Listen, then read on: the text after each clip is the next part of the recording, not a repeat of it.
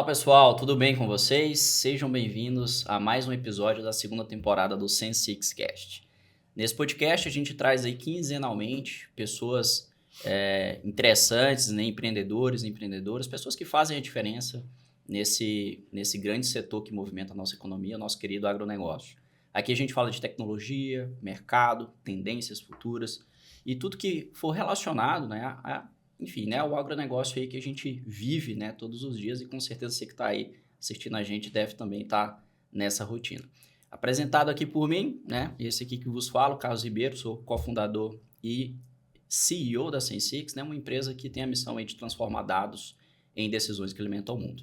E hoje a gente vai falar sobre o papel da agricultura digital no agronegócio e muitos outros aspectos com o nosso convidado especial de hoje, né, que é o Daniel Padrão.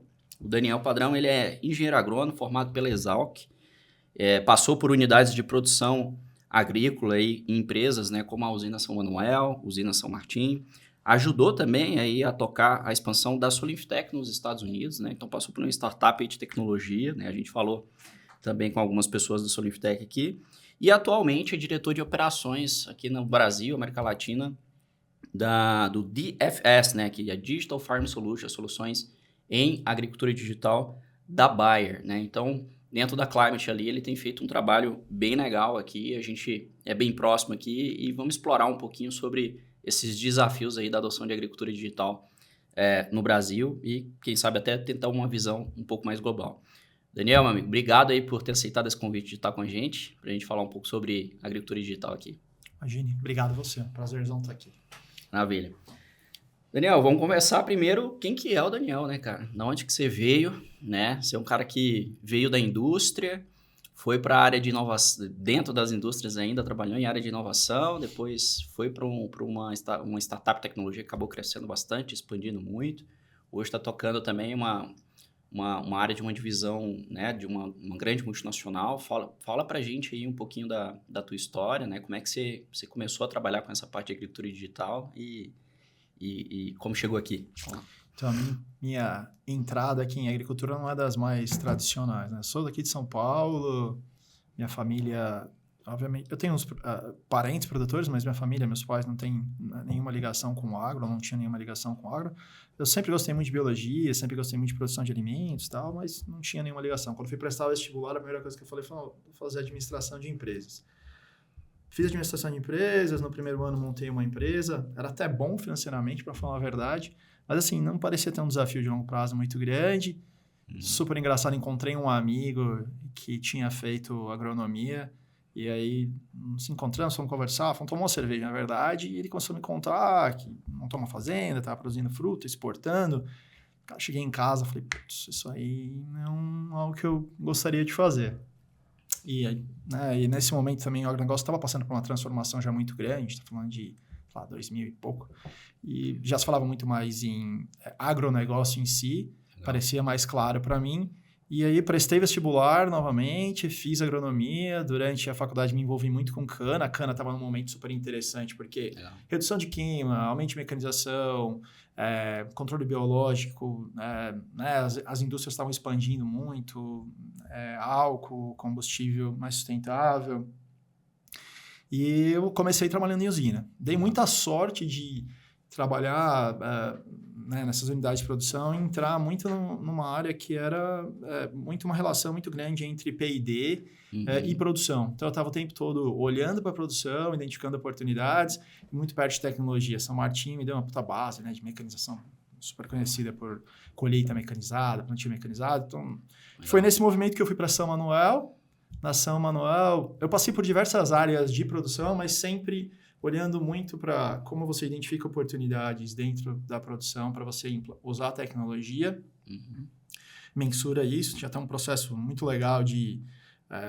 basicamente, a minha passagem a São Manuel foi... olha para a operação, vê o que tem de oportunidade ali, levanta dinheiro internamente, né? Faz um fundraising interno ali para você conseguir montar os projetos, implanta, mostra o resultado, retorno sobre o investimento, que, aliás, esse processo todo sempre me ajudou muito durante todo esse processo. A gente pode falar mais sobre isso para frente. Legal. Mas nesse processo com a São Manuel, eu acabei tendo muito contato com muitas startups. Muitas das startups que estão aí até tiveram bastante sucesso, Nós fomos na época primeiro, segundo, terceiro cliente.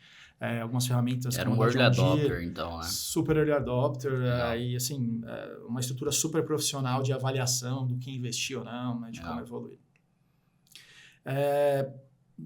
Durante esse processo, então, levou, sei lá, alguns anos, 4, 5 anos, mas nós saímos ali de uma empresa que tinha dados de 6 meses atrás, olhava relatório de 6 meses atrás, com pouca conclusão, para uma empresa que olhava dados em tempo real, tomava todas as informações integradas, alimentando não só o sistema agrícola, mas todo o sistema financeiro também ali da empresa, as reuniões, tomando decisão baseada em dados, controle biológico tinha mudado totalmente, era totalmente baseado já em ferramentas de tecnologia.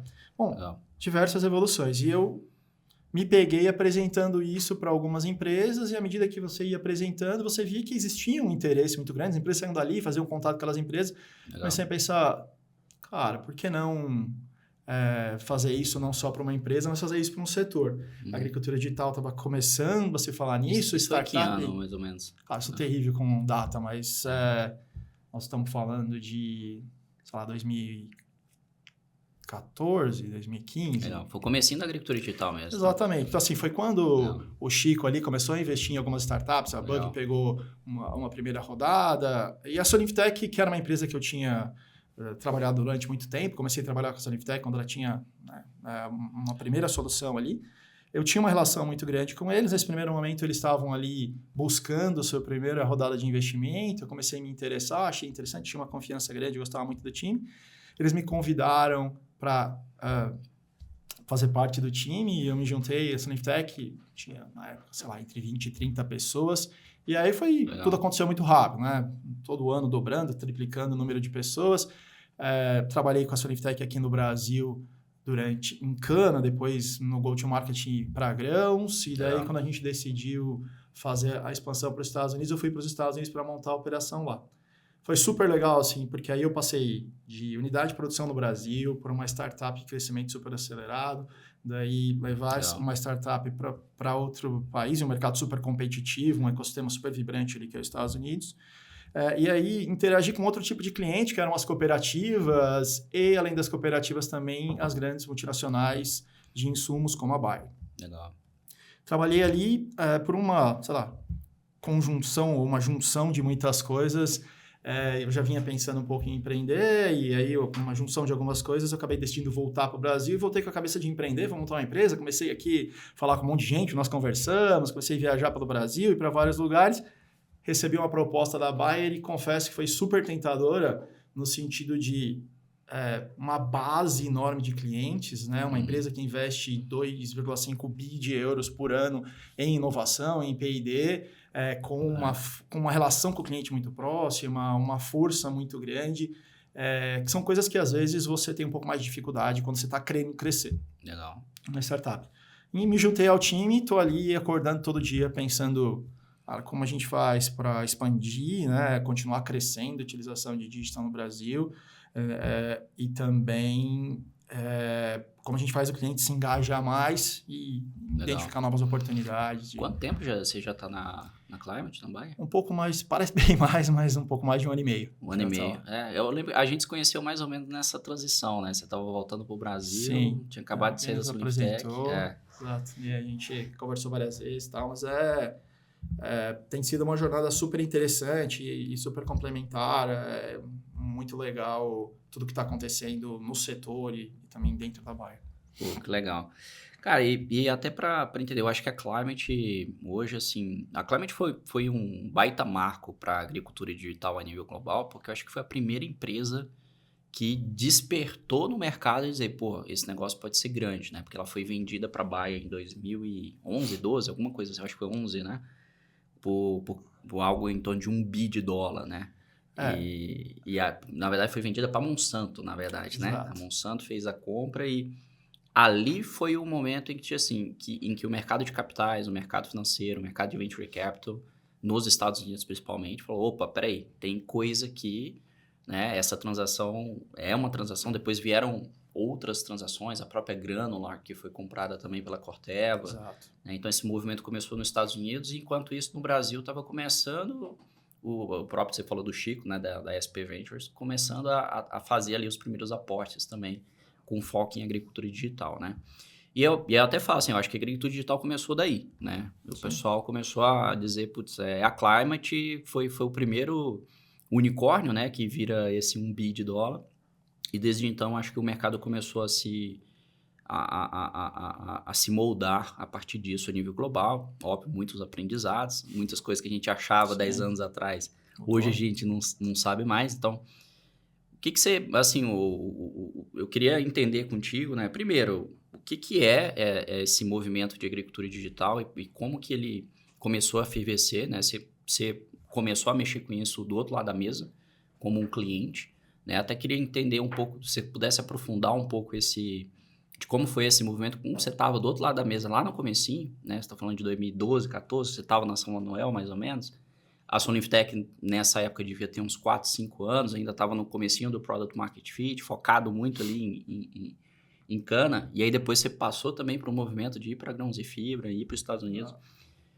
Assim, o que era como que era trabalhar nessa época? Assim, o que parecia vamos falar de uma usina de cana, uma unidade de produção antes da agricultura digital? E o que isso mudou, principalmente em termos de mindset? Qual que é a mentalidade dos diretores, dos donos das usinas, né? Assim, eu acho que a Soniftek fez muito isso pesado na parte de logísticas, né? Na parte de automação e tudo, assim. Como é que você viu essa evolução na sua cabeça? Como é que foi o passo a passo de evolução da história da agricultura digital aí nos últimos 10 anos, né? Já que você viveu todas essas fases aí. O desafio, no início ali, acho que o grande desafio era simplesmente ter o dado, né? Não era um negócio, você trabalhava... Nem tinha, né? Não tinha, você trabalhava... Isso aconteceu em cana, aconteceu em grãos, até em empresas super estruturadas de mega produtores hoje em dia. Você não tinha o dado, né? Então, foram várias fases. A primeira fase foi, quero pelo menos ter o dado. Né, de alguma forma. Depois, alguma fase, eu quero esse dado em tempo real. Depois, eu quero monitorar não o dado, não quero ter o dado em tempo real, mas eu quero monitorar o que está acontecendo na minha operação. E aí, com base em tudo isso, começou essa evolução toda de, agora eu quero garantir que eu estou utilizando meus insumos da maneira correta e adequar isso conforme as mudanças forem acontecendo. E aí, baseado nisso e como eu coleto as informações, como agora eu faço prescrições para que eu tire o máximo dos insumos.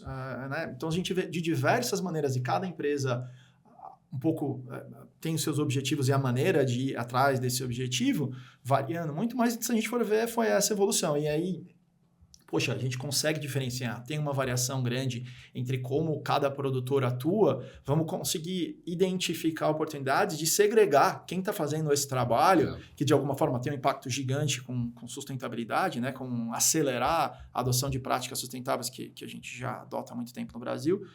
Mas acho que esse movimento foi muito legal.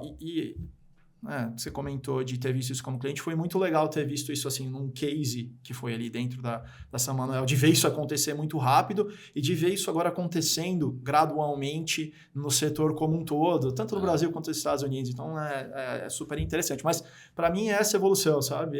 Quando a gente olha... a gente, às vezes, tem uma tendência de olhar um período muito curto, mas quando a gente olha esse período em que está acontecendo a agricultura de precisão, que para mim está acontecendo tudo muito rápido, é isso que está se repetindo, né? Você vê isso se repetir só que em larga escala, na indústria como um todo. E até esqueci de uma parte, mas agora você tem, além do produtor, isso está dentro das indústrias. Então, a própria indústria, né? Eu falo dentro da Bayer mesmo, esses dados todos que vieram ali, que a gente vai trazendo de todo o nosso processo de desenvolvimento de produtos, de todo nessa relação com o cliente, elas também alimentam todo o desenvolvimento de novos produtos, o posicionamento de produtos, para que a gente utilize esses produtos da melhor forma possível. Então, assim, eu vejo isso acontecendo e acontecendo muito rápido, sabe? Então, sou entusiasta. Tem aquela frase que o pessoal fala muito no mercado de capitais, né? Que é as pessoas tendem a superestimar o curto prazo e subestimar o longo prazo, né? Então, é isso. O ser humano vê muito no curto. A cana foi um que acelerou, acho que você estava bem no miolo ali da disrupção, né? Eu, justamente pelo momento ali dentro da Soniftek, mas eu vi o setor de analógico para 70%, 80%, 90% das empresas trabalhando de uma forma com praticamente informação em tempo real. São Manuel mesmo... Bom, estou aqui, não tenho mais informação do que essa, mas Samuel montou ali um sistema que era a central de monitoramento, que você monitorava tudo em tempo real. E, cara, o famoso COA, né? Que virou COA, que hoje em dia você vê gente no LinkedIn colocando ali, né? Profissão. Especialista em COA. E começou ali, de uma forma muito natural, assim, com alguém com rádio, assim, um computador na frente, um rádio. Se a máquina parar, você chama, sabe? Totalmente automático.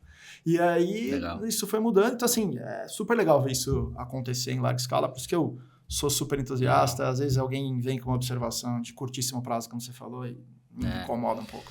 Mas eu acho que é porque a Cana ela acaba tendo um pouquinho dessa mentalidade, justamente porque é uma agroindústria, né? E o cara que tem cabeça de indústria, ele tende a querer mais dados, ter mais controle, ter mais processos, né? Então, acho que a cana acabou puxando um pouco mais, porque quem está plantando é quem também está moendo, né? Então, sim, a agroindústria puxa um pouco disso e a gente teve essa evolução muito rápida na cana nisso.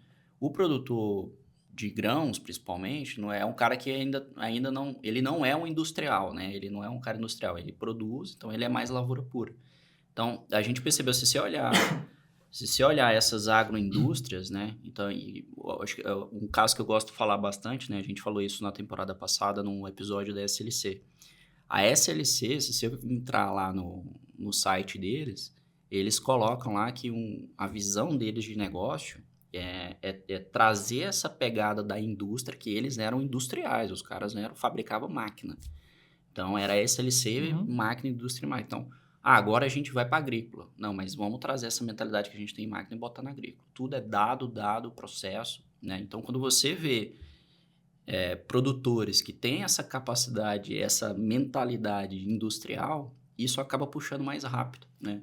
A agricultura digital. E eu acho que também tem o controle e tem a necessidade. Se for levar a cana é um ótimo exemplo. Eu acho que dá para você olhar para a cana e tentar usar para o que está acontecendo hoje em agricultura como um todo, porque, primeiro, ele tem o controle, né, quase do início ao fim, até a comercialização, dependendo ali, né, do plantio até a comercialização, tem relação com terceiros, tem muita coisa ali na mão. Tinha uma demanda muito grande, uma pressão muito grande, era um momento estava aumentando a mecanização, as eficiências foram lá embaixo, o custo foi lá embaixo, teve uma crise financeira aí no meio. Então, botou muita pressão para você utilizar melhor os recursos. E, obviamente, você tem o controle. Se você olhar isso, um paralelo é algodão. Se você olhar tudo que é pesquisa, produtor de algodão é um dos que adota essa tecnologia digital, que abraçou a tecnologia digital muito rápido. Também porque tem essa integração. Mas olha hoje para a indústria. Se a gente olhar mais macro e deixar de olhar só produtor a produtor, essa indústria está se integrando. Isso o que a gente vê acontecer nesses processos que eram mais fechados está acontecendo de forma mais geral. Então, é super legal ver esse movimento. Por isso que, de novo, sou entusiasta, tenho um pouco de desconforto quando alguém fica, mas será? Tá, então... eu tenho um milestone aqui que eu falo para todo convidado, depois eu vou te perguntar no final, que é o tal do 2030. O que vai ser isso aqui em 2030, né? Essa década, eu acho que é uma década que tem muita tecnologia habilitadora que está chegando, que vai permitir com que a gente construa novas aplicações em cima. Mas antes de chegar lá, eu queria te perguntar especificamente como alguém que está hoje dentro de uma multinacional, como que a multinacional ela vê esse mercado de agricultura digital. Eu conheci, assim, eu tive a sorte de ter um contato muito próximo com esses movimentos aqui no Brasil desde o início, assim, 2016, quando a gente estava ali nos primeiros anos da empresa, da Sensix, eu tinha muito contato com produtores que estavam rodando iniciativas, da época chamava Digital Farming, né, da Bayer, que depois, eventualmente, lá na Europa já estava sendo chamada de Charville, né, na Europa, isso em 2016, mais ou menos. E aí, eles estavam focados em algumas aplicações específicas. Na época, eles estavam muito focados na detecção de plantas daninhas para aplicação localizada. E foi dos primeiras iniciativas que a gente viu. Eu tenho até um cliente lá em Jataí, é um cara que eu conheço até hoje, a gente é muito próximo, que foi um dos primeiros caras a testar. E era muito esse comecinho, eu dava para ver nitidamente que era uma startup dentro de uma multinacional, porque a equipe era separada, totalmente separada, e os caras estavam o tempo inteiro interagindo e iterando o produto junto com o produtor. E eu lembro chama Fábio Pazinato, lá de Jataí. Um cara totalmente fora da caixa como produtor. E aí, eu lembro do dia que ele... 2016, isso, cara, dando feedback, o pessoal foi lá e falou assim, detectamos um monte de planta de daninha na tua área. Falou, pô, legal, tá infestado. Mas se eu for de caminhonete lá, eu sei que eu tenho um monte de planta daninha. O que eu faço com isso? Se você me der uma prescrição para eu aplicar o meu herbicida só onde tá, Aí, beleza. Aí essa informação começa a me ser mais útil, né? E aí foi o estalo. E aí a indústria, na época, era Bayer. Foi, putz, então vamos fazer então um shape de prescrição. Então foi um dos primeiros movimentos, assim, eu achei fantástico na época, em 2016. E aí, depois ocorreram todos os movimentos, na época a Rural, né, que era a Rural Brasil, que é uma revenda, que era uma revenda Bayer, né, que tinha uma bandeira muito forte da Bayer, inclusive lá de Jataí também começou a rodar isso. E aí, depois a gente veio acompanhando ao longo dos anos, né, então a Monsanto nos Estados Unidos tinha comprado a Climate, a Bayer tinha essa startup interna que eles chamavam de Digital Farming, que depois mudou de nome na Europa e foi para Charver, só que a Bayer foi e comprou a Monsanto, aí a Monsanto já tinha a Climate, e aí ela vendeu a operação da Digital Farm, que já era Charver para a BASF, e esse movimento todo foi acontecendo, né? As multinacionais ali num período de 2016, 17 até 2020, ocorreram várias aquisições. A John Deere comprou a Blue River, a Grânula foi comprada pela Corteva. Você tinha uma turma independente também indo para o caminho de IPO, como era o caso da Farmers Edge lá no Canadá, que depois expandiu para os Estados Unidos e eventualmente veio para o Brasil, se não me engano, em 2018. E FBN. a FBN também nos Estados Unidos, a Indigo, enfim, tinha muita coisa grande acontecendo e muito em virtude dessas multinacionais entrando forte. A Syngenta comprou a Strider também, que foi um movimento ali, se não me engano, foi em 2018, 2019. Você é bom de data, né? Não. Me perco tudo com não, eu coloco ali, eu tenho um cronograma certinho, cara, assim, na mente. E a Syngenta comprou não só a Strider, mas várias outras, né? A Cropio, se não me engano, na Europa. Exato. Cara, tinha uma americana lá de imagens de satélite, que era... Puta, não vou lembrar o nome dessa, mas também que eventualmente virou as soluções de imagery da CropWise da Syngenta também. Então, assim, houveram nesses anos, né, muita interação entre essas grandes multinacionais que dominavam muito a pegada ali dos insumos. A Yara também, com o Mad Farm, que era uma pegada um pouco diferente, que ela mesma desenvolveu. E agora a gente já vê um mercado chegando em outros conceitos, né? Então, você já não vê mais essa velocidade de aquisição dessas grandes indústrias com startups. Você já começa a falar mais de open innovation, de colaboração, de integração, né? O FieldView puxou muito isso, né? De dizer, pô, estamos aqui, vamos integrar com todo mundo. A gente integrou com o FieldView em 2018, 19, finalzinho de 18 ali a gente integrou com o FieldView e aproveitou muito dessa abertura de mercado que a Bayer nos deu na época para poder acessar produtores em regiões que a gente não tinha. Então, os primeiros clientes da Sensix na Argentina foram através de uma interação com um projeto com a Bayer, né?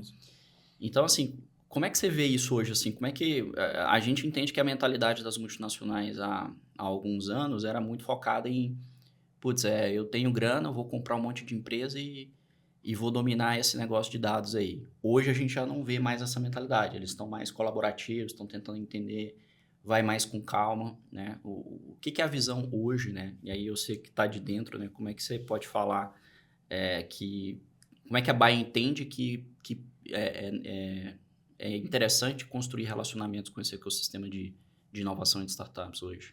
Acho que para falar um pouco disso é interessante a gente falar um pouquinho assim até de como a gente está vendo hoje, qual que é a estratégia hoje de digital dentro da Bayer, especificamente, ainda mais falando assim, foca um pouco mais aqui em Brasil, para a gente, né, com as especificidades que tem no Brasil. Uhum.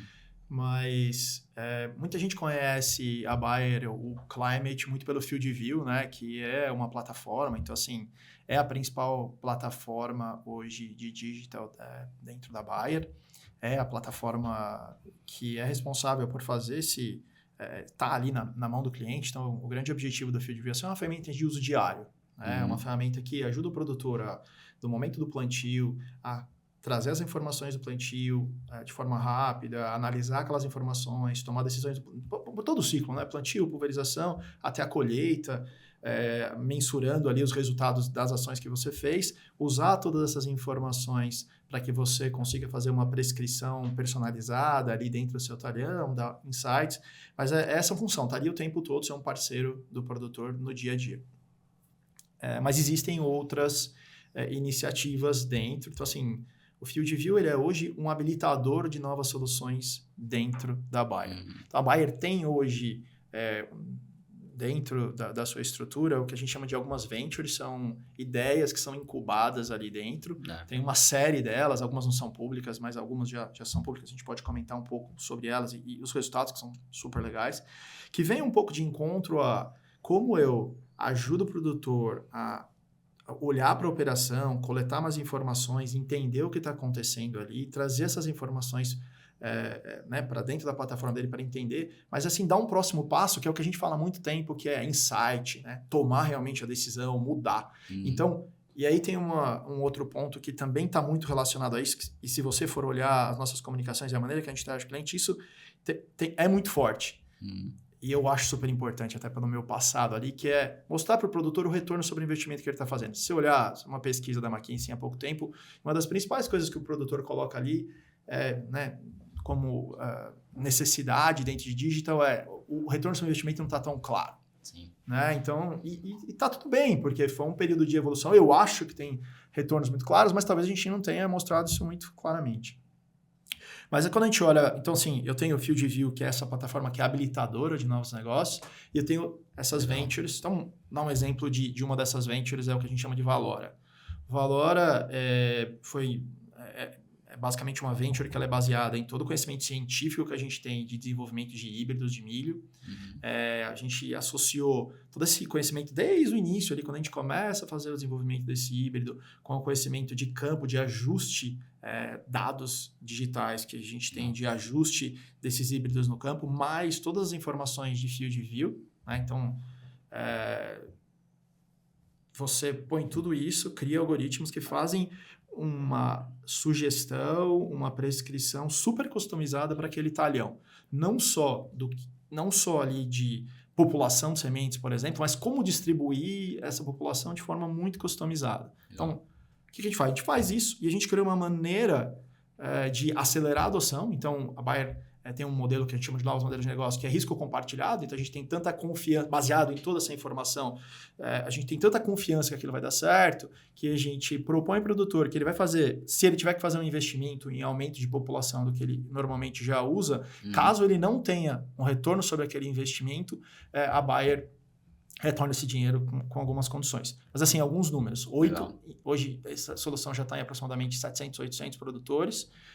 8 em cada 10 tem um retorno positivo sobre isso e tudo super demonstrado. Então, para o produtor, é praticamente uma coisa muito fácil de entender e tem evoluído. Então, assim, é a evolução ali de captura de informações, ajuda no processo, mas trazer um retorno baseado nesses dados que fica super legal. Então, quando a gente olha para a estratégia, é muito essa. E tem diversas outras ventures. Deixa eu te dar um exemplo também, assim, estou falando aqui de dentro da porteira, mas é legal a gente falar como esses dados também extrapolam a porteira. Tem uma operação que todo mundo que está aqui que a gente sabe, barter, né, muito conhecida, muito comum aqui, a forma que o produtor se financia, uma das principais formas que o produtor se financia no Brasil. Mas o barter ele tem uma característica que ele é todo feito baseado na produtividade média, CONAB, daquela determinada região. Então, se o produtor quiser fazer, ele faz ali baseado...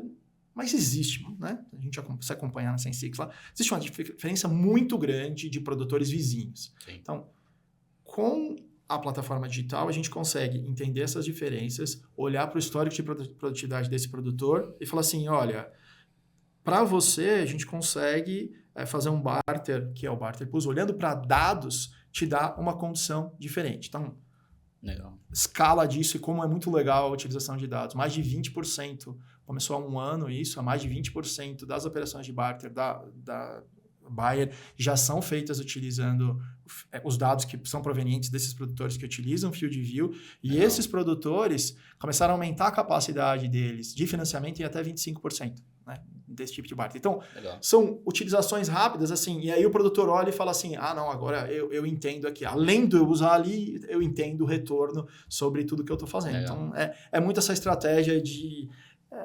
vai além, né, do Field View, que muitas vezes a gente não comunica menos. Exato. A gente, inclusive, interage bastante com a Bayer, né, em várias iniciativas, né, e uma coisa que eu acho muito interessante é essa pegada do...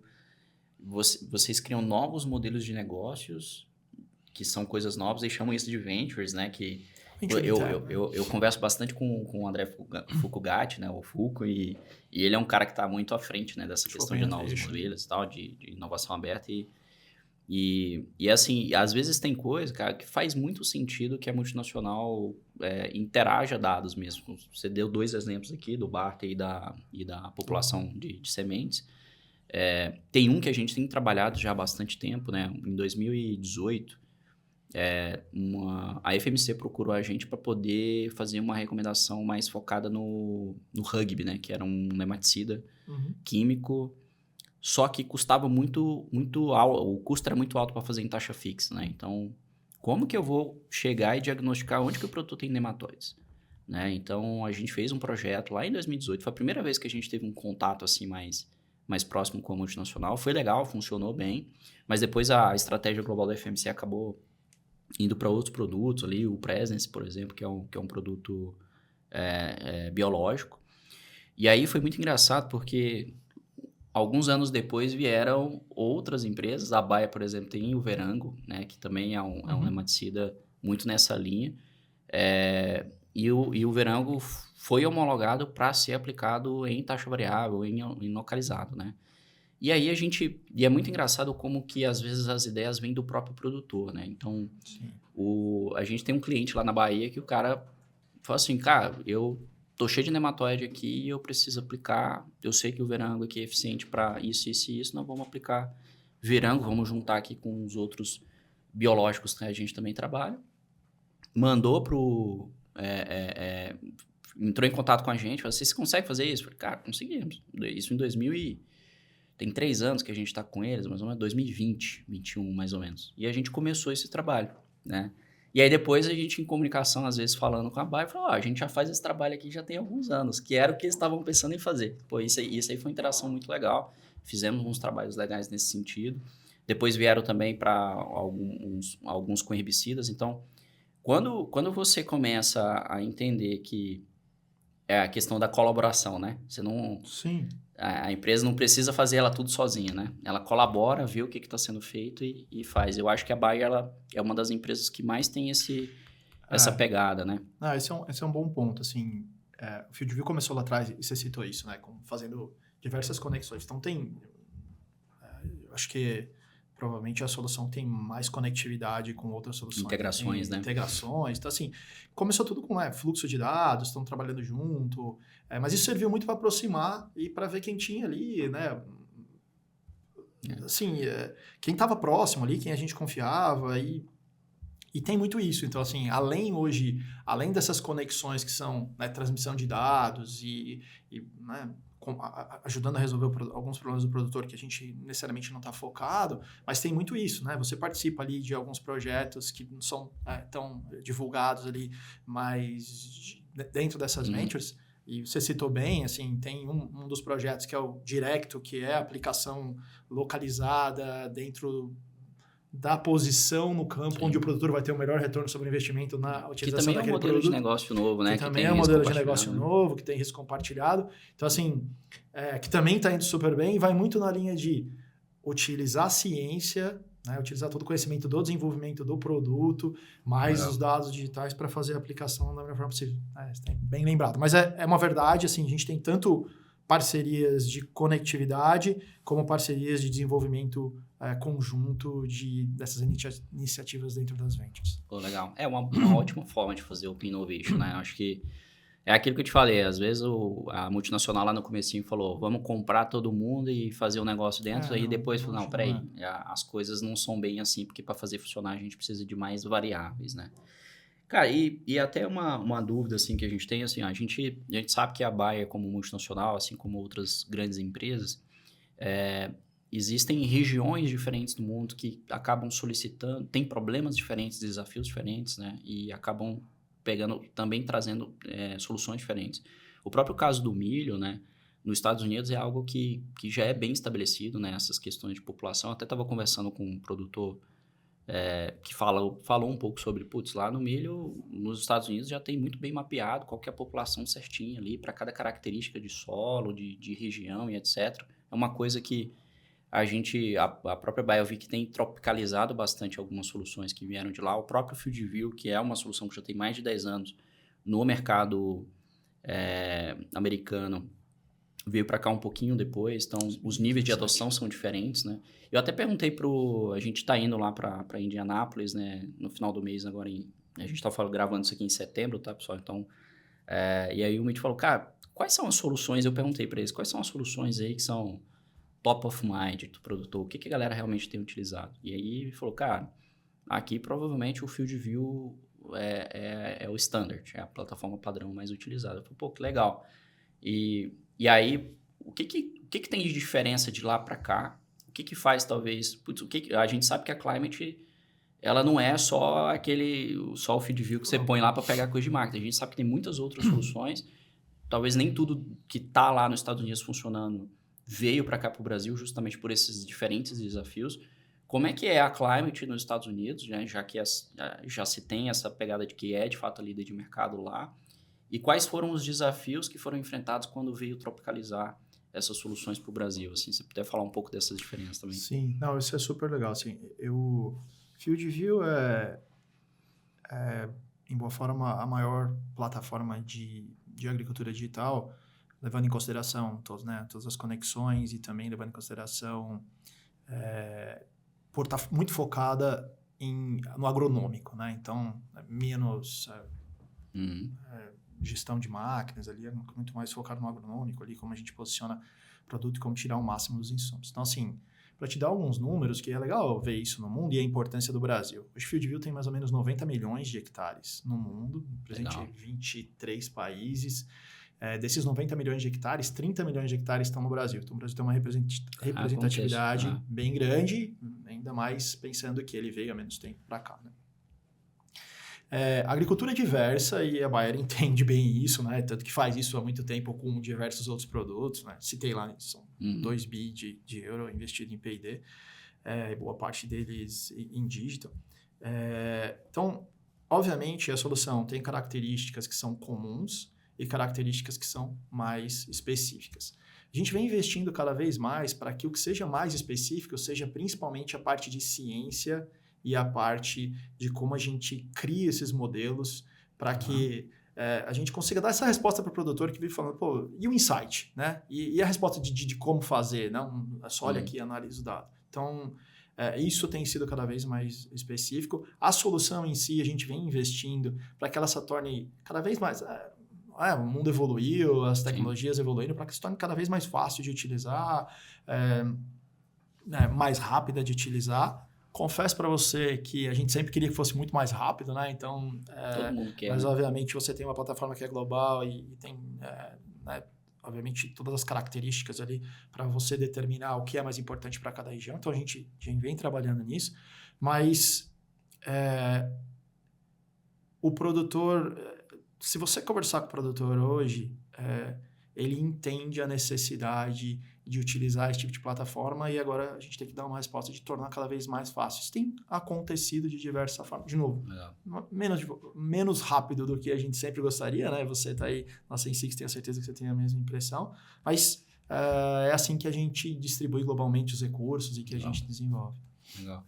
Quando a gente fala em adoção, né, com essa questão da velocidade, a gente sabe que a Bayer e outras multinacionais têm uma capilaridade muito grande, né? Vai ter uma RTV que está lá toda semana no tete-a-tete com o produtor. E criou-se uma tese, há alguns anos atrás, de que essa capilaridade ia ser fundamental para poder, né, colocar ali as plataformas digitais na ponta sendo utilizadas com o produtor. Quais são os desafios que você encontra, mesmo sendo uma multinacional, né, que tem esse acesso, tem esse tete-a-tete, tá? Mas quais são os desafios? Por que o produtor não adota mais rápido, né? O que ainda falta em termos de clareza? Você falou de clareza de ROI, por exemplo, que é uma coisa, né? A clareza do retorno de investimento, né? Toda vez, a gente sempre que está falando de agricultura digital aqui no Sensix Cash, a gente vem trazendo. E aí, qual que é o desafio? O produtor, a gente sabe que o FieldView, a gente vê bastante gente, assim, eu tenho vários produtores que são clientes nossos que também usam o FieldView e assim, tem uns caras que adoram, assim, cara, né? Ele chega lá no escritório, abre o aplicativo, mostra e E é bem legal mesmo, de fato, assim, a usabilidade para esses caras. Óbvio que, às vezes, a gente acaba encontrando muito early adopter no mercado, né? A gente sabe que o produtor modal, às vezes, não é esse cara que está super empolgado em ver um aplicativo no celular, mas o que é o desafio, assim? O que na visão de vocês a gente ainda precisa caminhar mais, né, em termos de evolução para que essa adoção seja um standard, né? Beleza, nós estamos há 10 anos com a agricultura digital. Vai levar quanto tempo mais ainda para que isso vire um padrão de mercado? Eu até falei numa outra gravação aqui, há 30, 40 anos atrás, se você produzisse 30 sacos de soja, você ganhava dinheiro, né? Hoje não. Hoje você não consegue porque o custo chegou em 50 sacos de soja. Então, o padrão de produção mudou. A gente entende que, como uma empresa que traz soluções em agricultura digital também, pode ser que daqui 10, 15 anos, o produtor que não utiliza agricultura digital, ele está totalmente fora do standard, ele não vai conseguir chegar lá. Que as decisões que são tomadas com esses dados são super importantes, né, para garantir a rentabilidade dele. Então, a gente tem um conceito muito forte de que a agricultura digital é sempre um tripé de tecnologia, processos e pessoas. Então, a tecnologia às vezes evoluiu rápido, mas se você colocar num produtor que às vezes ainda não estruturou os processos ou não tem pessoas para cuidar daquilo, a coisa não é bem assim, vai demorar um pouquinho e aí entra a educação, entra um monte de coisa que não é do dia para noite, né? Como é que vocês têm trabalhado isso, né? A gente sabe, por exemplo, da Universidade Fieldview também que vocês têm, né? Tem várias iniciativas. Como é que vocês trabalham para tentar acelerar um pouco mais isso, educar mais o mercado, né? Te dar uma visão até... Se você for pegar talvez uns 7, 8 anos atrás, ou até um pouquinho mais, 10 anos atrás, quando eu estava ali visitando clientes, bem no início ali de agricultura digital, não precisa nem ser tudo isso. 5 anos atrás, 6 anos atrás, se você fosse visitar um produtor, cara, e a gente faz bastante isso, né? Enquanto está tentando achar um market fit ali, eu diria para você que 8 em 10 produtores ia falar, cara, não preciso disso, daí é legal. Assim, tipo, meu filho ia adorar, mas, cara, não precisa. Conheço minha fazenda, eu tenho um gerente lá, conhece cada detalhe, sabe onde nasce, né? Se eu for, né? Não precisa, né? Se você, 5 anos depois, se você voltar aos produtores, e eu tenho certeza que você tem, bom, queria ouvir também sua opinião aí, mas assim, hoje faz muito tempo que eu não ouço um produtor e falo assim, não faz assim, eu não ouço isso mais de produtor. Por outro lado, eu ouço o produtor, cara, eu sei que eu preciso, eu sei que no futuro talvez esteja fora do negócio se eu não utilizar, mas tá faltando gente, então tá faltando mão de obra especializada, e é muito legal, né? Você vê uma juventude aí que começou ajudando o produtor a implantar, né? Com sucesso do cliente, com suporte, com implantação, com ajuda comercial. E tem uma massa grande sendo formada para dar suporte para isso, mas não é uma coisa totalmente, né? Você percebe que vai uma pessoa aqui, faz uma mudança gigante nesse produtor, e na hora que ela sai daqui, o produtor já começa a ter dificuldade. Então, assim, não está totalmente disseminado, a gente sabe disso, mas está acontecendo, assim. Eu acho que se a gente olhar nossas conversas com o produtor, se a gente olhar, vamos pegar os principais provedores de soluções digitais, né? Você soma ali o que tem dentro, 30 milhões de hectares que tem dentro só no Brasil, ou 90 milhões de hectares no mundo, dentro de Fieldview, mais o que John Deere tem, Syngenta, né? As startups. Você olha que é uma base gigante, tem muita informação, e ali o produtor dá um sinal claro de, beleza, entendi que eu preciso, mas tenho dificuldade com suporte onde eu estou, né? Tenho dificuldade em gente dentro da minha fazenda, não sei por onde começar muitas vezes, e aí tem a questão do ROI. Então, o que nós temos feito? A gente tem uma base bem grande, a gente tem o que você comentou, e é uma das coisas que eu sempre tive a mesma opinião que você quando eu não estava na Bayer. Cara, tem um time gigante no campo, tem uma relação muito próxima com o produtor, tem uma relação de confiança muito grande, porque você está ali ajudando o produtor a tomar decisões que são super relevantes, qual semente utilizar, qual adesivo utilizar, onde aplicar, totalmente relacionadas ao seu custo, né? Então, tem uma relação muito grande. Além desse time multidisciplinar, a gente tem um time super específico que trabalha com soluções digitais, que ajuda o produtor a implantar, utilizar, tirar dúvida, faz reunião, ajuda a analisar, analisa, ajuda a implantar esses novos modelos de negócio. Então, assim, a gente tem dado esse suporte e, obviamente, tem a parte de Universidade Fieldview, toda a parte de formação A Universidade de Vigo que você citou é um baita exemplo, mas a gente tem uma série de eventos que a gente tenta trazer o tema e discutir para evoluir. Mas, assim, de novo, eu acho que tem evoluído, né? Quando você está ali perto do produtor, você percebe que as coisas estão acontecendo no curto prazo, às vezes, quando você olha um período, você mesmo falou isso, eu vou usar isso várias vezes. No curto prazo, às vezes é mais difícil enxergar, mas olhando para trás, você vê que é uma mudança gigante. Mas, assim, com certeza a Bayer tem uma responsabilidade grande em fazer essa mudança por investimento em tecnologia, por soluções e também por essa proximidade com o produtor, e a gente está ali bem perto para fazer isso acontecer, né? Que eu levanto e durmo todo dia pensando em fazer. Legal. Até isso é importante que todos os players desse mercado, e às vezes até quem está fora do mercado, a gente, por exemplo, que é uma empresa de tecnologia que traz investidores, né, o tal do Venture Capital, né, foi muito difícil para o Venture Capital entender que o ritmo de crescimento de uma agtech é diferente. Né? Então, nos Estados Unidos, principalmente, que você tem você tem uma safra por ano ali na maioria dos lugares, aqui a gente ainda consegue ter 2, consegue ter 3, dependendo se o cara tiver irrigação. Né? A gente tem algumas oportunidades no ano para interagir, pegar o feedback, colocar no produto, e aí ano que vem a gente testa de novo. Se não der certo, feedback, volta para o produto, ano que vem a gente testa mais um pouquinho. E aí você pega aquele playbook do Vale do Silício, que os caras têm lá as empresas de SaaS, que essa interação que a gente faz em um ano, eles fazem em uma semana.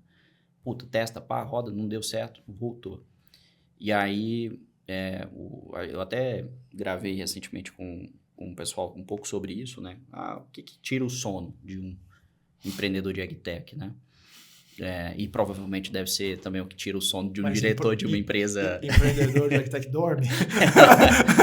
Se tá dormindo, já tá melhor. Então, e a mesma coisa do gerente, do diretor de digital de uma multinacional. Eu falei, cara, como é que eu acelero esse negócio, entendeu? Como é que a gente faz a adoção virar escalável, esse negócio virar uma curva para cima, né? E eu sempre falo com os meninos assim, que lá pro nosso time interno, falo, gente, a gente sempre tem que estar buscando o ponto de inflexão. Eventualmente, eu não acredito que isso vai ser uma linear, que mais e mais produtores vai vir essa é uma curvinha linear. Eu acredito que a gente está num ponto ainda de definição do fit do mercado, de product market fit, isso o mercado como um todo. Né? Quando eu falo com um fundo de Venture Capital, e aí o pessoal vai analisar o ambiente competitivo, eu falei, gente, isso é um oceano azul gigantesco, que não tem tubarão, só tem sardinha. Ninguém dominou essa parada ainda, né? Então, assim, tem espaço para todo mundo, o mercado é gigantesco. Então, o que está acontecendo? As soluções estão se desenvolvendo, estão consolidando. Essa interação com o produto é um pouco mais lenta, porque demora mesmo. Só que vai chegar um ponto de inflexão em que essas soluções vão começar a ganhar um standard que dá aquele estalo no produtor. Putz, tá fácil demais implantar isso aqui.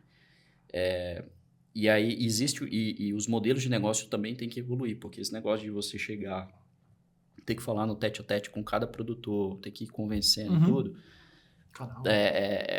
Eu também acredito que talvez não seja por aí. Nós vamos ter que criar estruturas diferentes, né? E quando essas estruturas ganharem maturidade, aí eu acho que é o ponto de inflexão. Então, quando a gente fala pro time lá, eu falei, gente, relaxa, que nós estamos em busca do ponto de inflexão. E aí, às vezes, a gente fica meio frustrado quando chega num produtor e esse cara aí, não é muito para mim, esperar meu filho voltar da universidade, ele veio isso aí lá na frente... E aí você fica, porra, não é possível, cara. Eu mostrei ROI pro cara tá claro aqui, ó. A cada R$1 que ele investiu, eu retornei pelo menos 5, 10. Por que não vai, né? Aí entra, é pessoas, processos, tem outras coisas aí, entendeu? Muita coisa. E aí tem que ter paciência. Eu falei, gente, vamos só continuar. A gente só tem que ser melhor um pouquinho, a gente tem que ser melhor do que ontem. Na hora que se a gente for nisso todo dia e tiver consistência nessa entrega de valor, vai chegar um ponto que não tem como o cara ignorar. A gente tá fácil, tá aqui o faca e o queijo na mão, tá pronto, né? Adota. Então, isso vai acontecer e eu acho que essa década é a década que essas coisas vão começar a ganhar solidez, né? Dentro do agro. Eu acho que a melhor forma de explicar, eu entendo perfeitamente o que você está querendo dizer com... o que tira o sono à noite no bom sentido, mas a minha melhor forma de explicar é que minha mulher não aguenta mais falar disso. Então, assim, minha esposa fala, dá para procurar outro assunto hoje, por favor? Só por hoje. Mas, assim, é uma verdade, assim, a gente já sabe, é um assunto que, de novo, olhando para trás, assim, quando a gente olha a evolução do ecossistema como um todo, você comentou, né?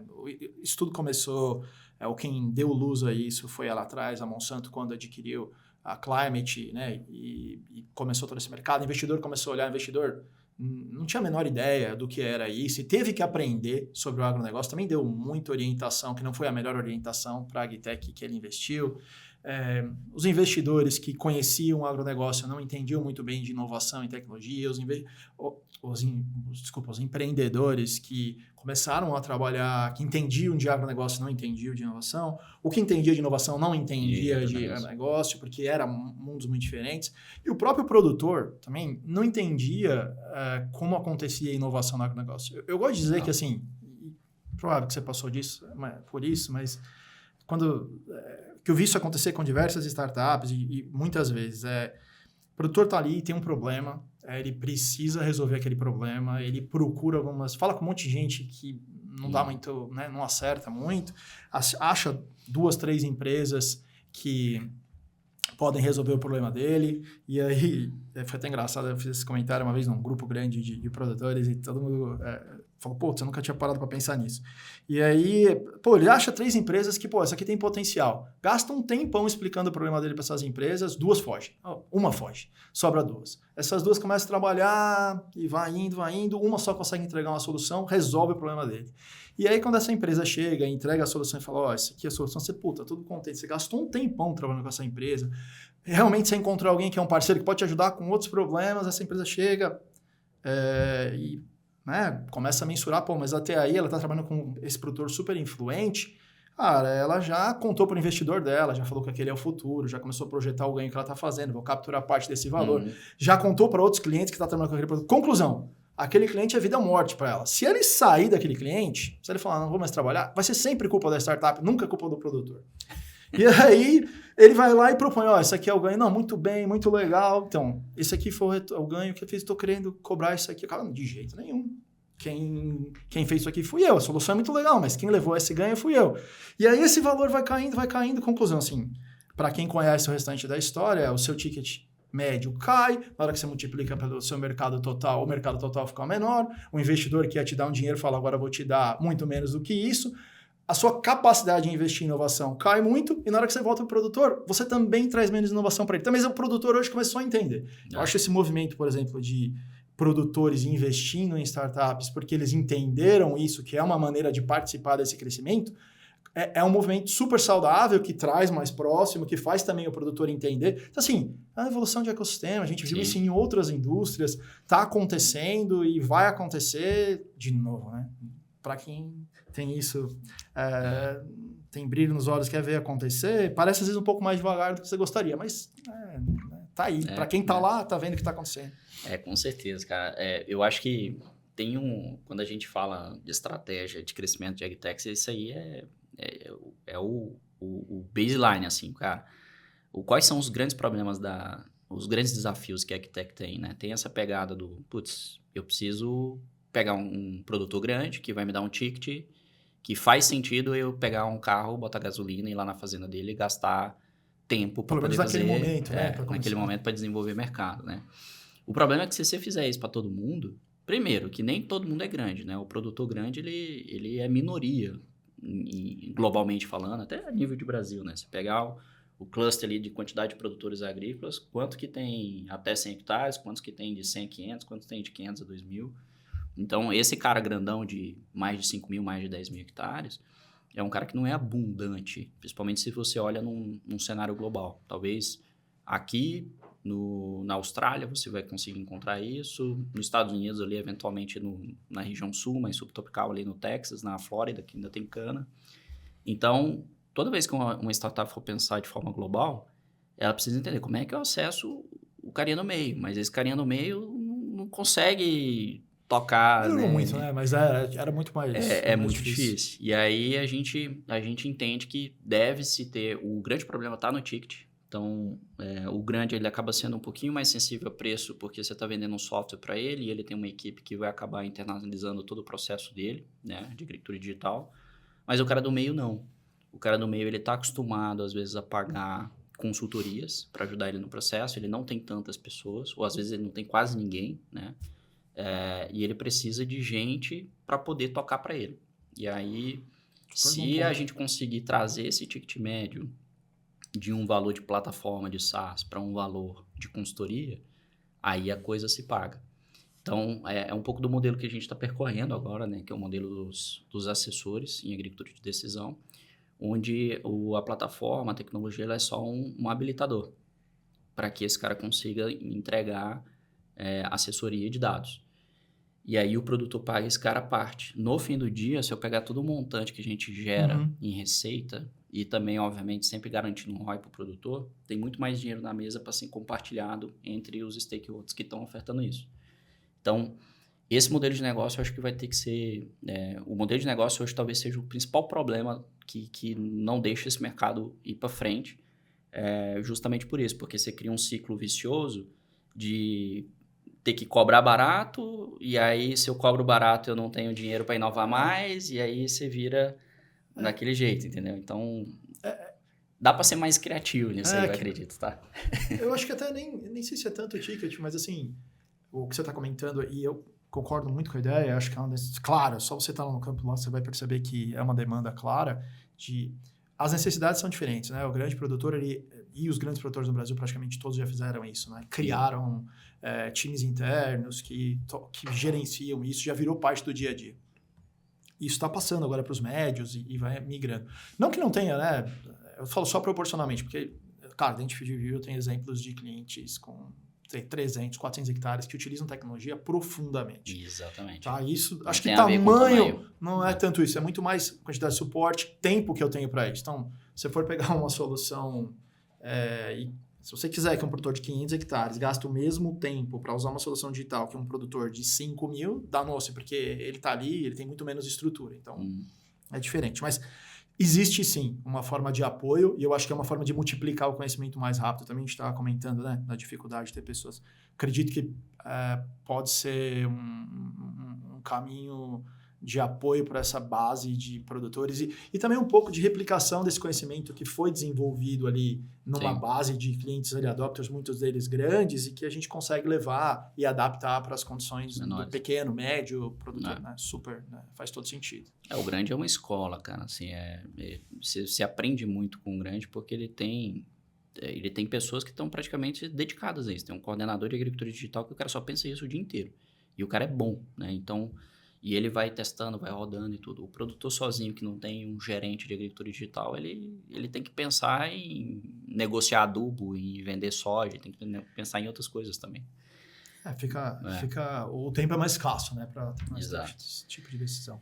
Mas isso aí são, enfim, eu acho que esses próximos anos aí a gente vai ver bastante coisa nova, bastante coisa criativa. Acho que o mercado agora começou a entender realmente, assim, não tem mais aquela loucura de dizer, putz, tem que crescer rápido e virar global rápido e eu acho que essa paciência que o mercado está começando a ter agora é melhor. A gente passou aí por um ano complexo, né, pro agronegócio brasileiro em termos de preço de commodity, problemas climáticos, né, então quebra de safra, então o produtor ele começou a ter um hiato ali de dizer, opa, peraí, não está sobrando mais tanto, então eu tenho que botar no que realmente faz sentido, né, então muitas empresas que estão ofertando soluções para os produtores, se elas não tiverem aquele ROI muito claro, para deixar muito claro para o produtor que realmente ele precisa daquilo para poder continuar melhorando, isso aí vai separar um pouco o joio do trigo. Então, acho que a gente está no mercado, a gente está num momento de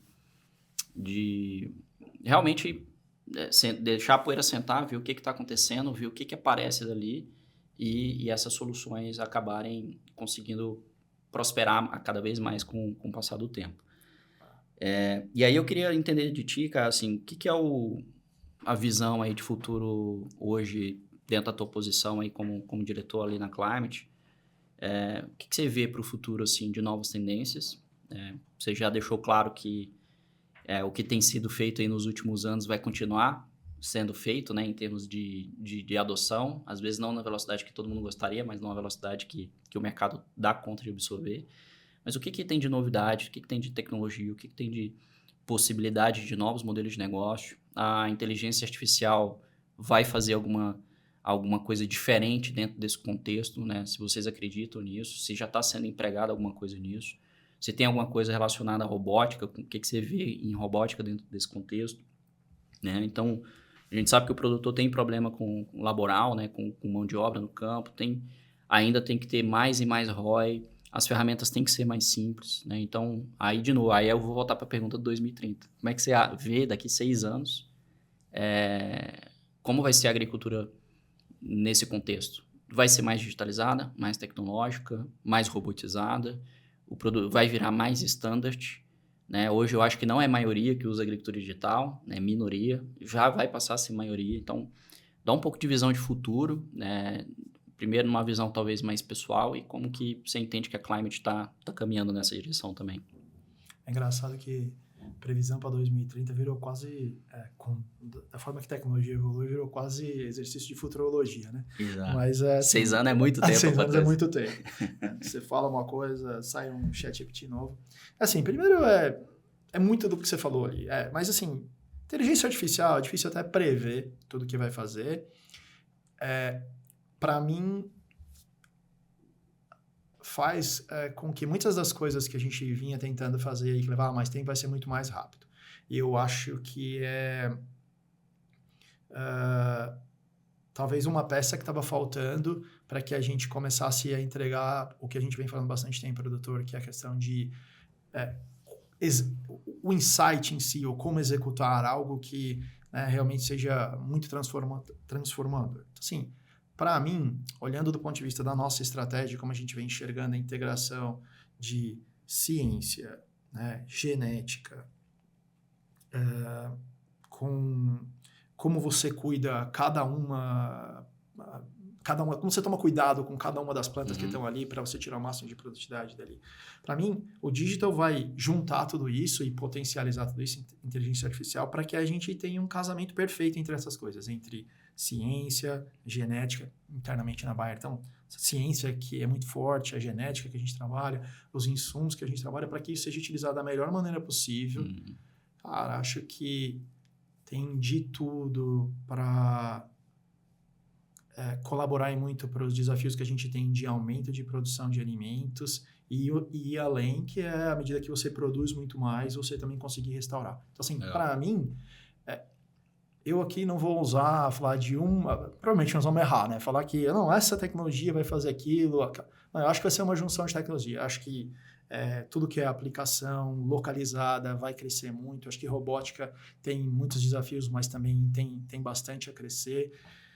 Inteligência artificial vai acelerar e desafiar muito tudo que a gente está fazendo.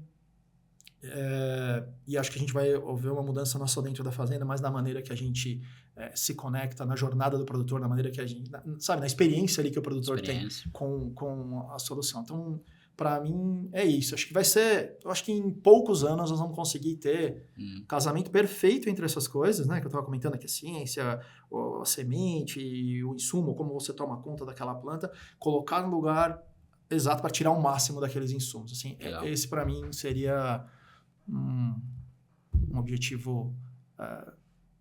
acho que é desafiador, mas ao mesmo tempo super motivador.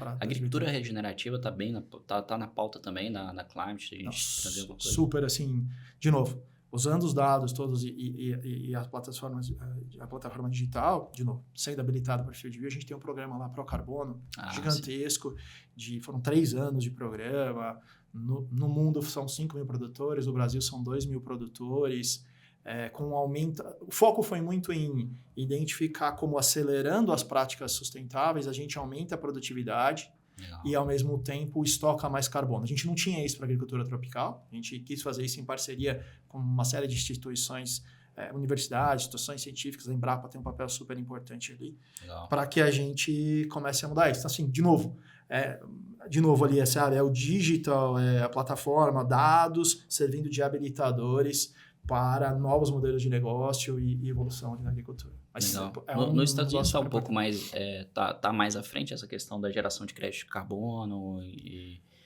Tem Procarbono lá também ou Procarbono é Tem Procarbono lá também. Tem.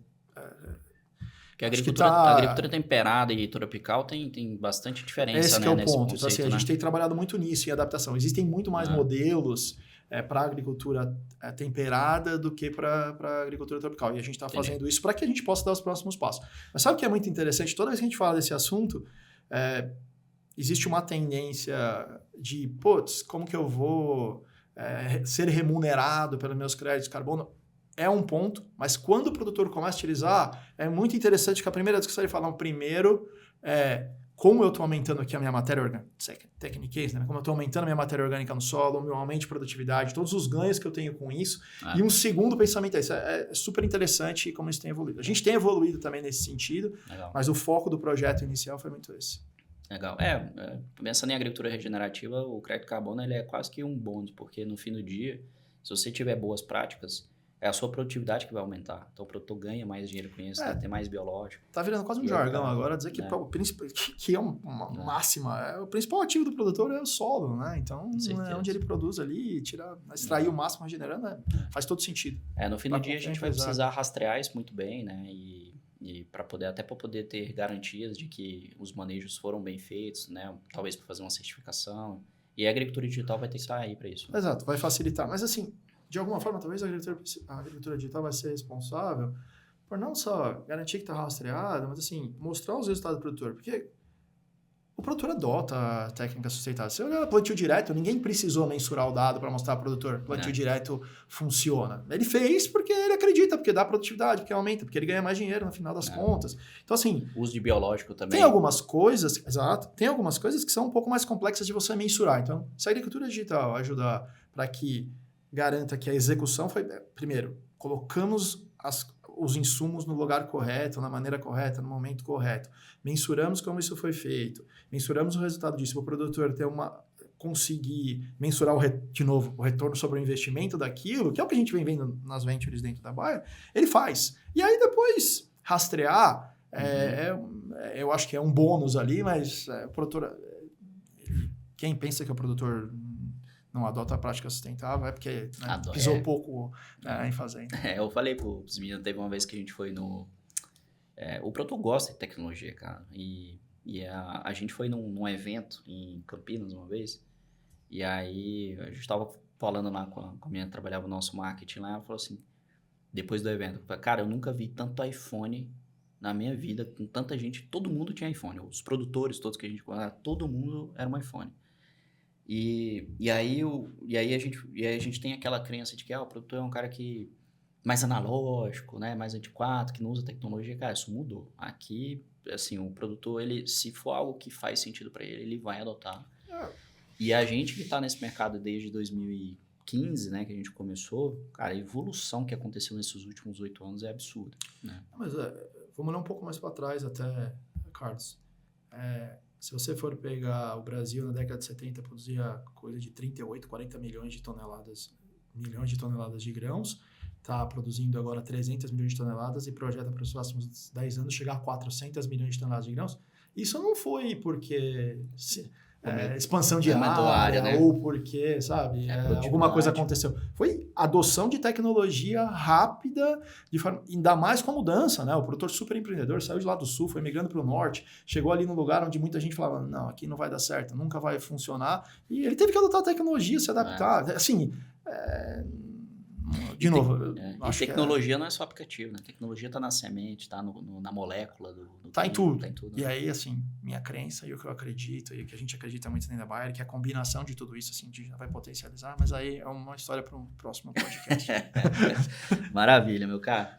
Daniel, cara, super obrigado aí por ter aceitado esse convite aí. Obrigado a você. O papo foi super rico, é muito bom a gente conhecer um pouco da visão de digital, de tecnologia, de quem está, né, numa ótica ali dentro de uma multinacional. A Bayer é uma empresa que a gente tem relacionamento já há bastante tempo, entende? Como eu te falei, desde os primórdios, lá em 2016, a gente começou, a gente já via coisas sendo feitas. E realmente é uma empresa que tem muita gente boa pensando e refletindo sobre como esses desafios aí vão ser resolvidos. Um prazer aí bater esse papo contigo, né? Quem sabe aí, eu acho que nos próximos episódios aí, eu acho que tem coisas novas aí que a gente pode comentar com toda certeza. Então, eu queria te agradecer mais uma vez aí. Foi um papo massa aqui para nós. Não, obrigadão. É um prazer. São todos os assuntos que eu sou apaixonado. Valeu.